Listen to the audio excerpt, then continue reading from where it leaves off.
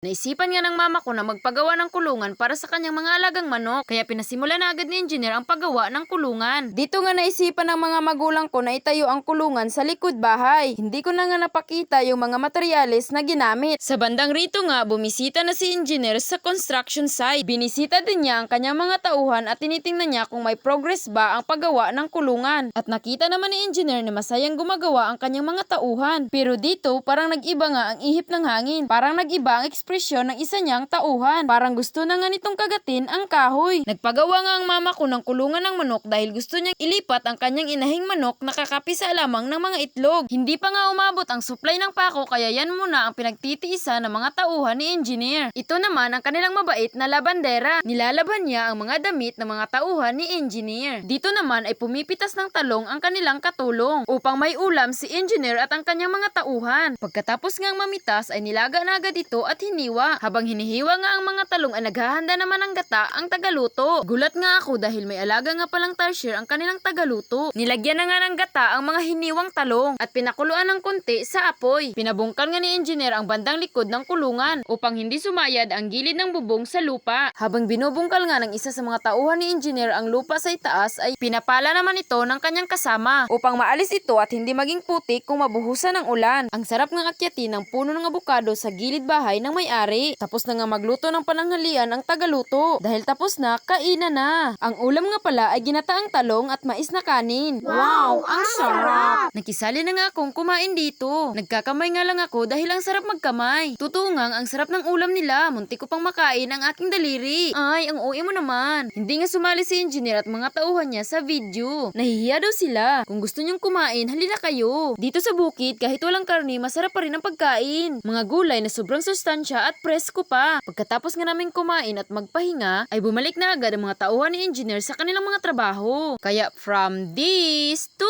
this. Upo, natapos na agad ang kulungan ng manok na pinagawa ni Mamang. Simple lamang kung tingnan pero maayos at matibay. Ang ginamit nga nilang bubong ay trapal at dahon ng niyog. Papalitan lamang yan ng yero kung may budget na ang nagpapagawa. Ang kulungan na pinagawa ni Mamang ay hindi lamang simpleng kulungan. May lalagyan pa ng pugad ng manok. At ayan na nga, inilipat na ni Mamang ang kanyang inahing manok. Inaalagaan nga ng maayos ni Mamang at pinaparami niya ang kanyang mga manok upang may dagdag kami sa aming pangkabuhayan. Yun lamang, maraming salamat sa inyong panunood.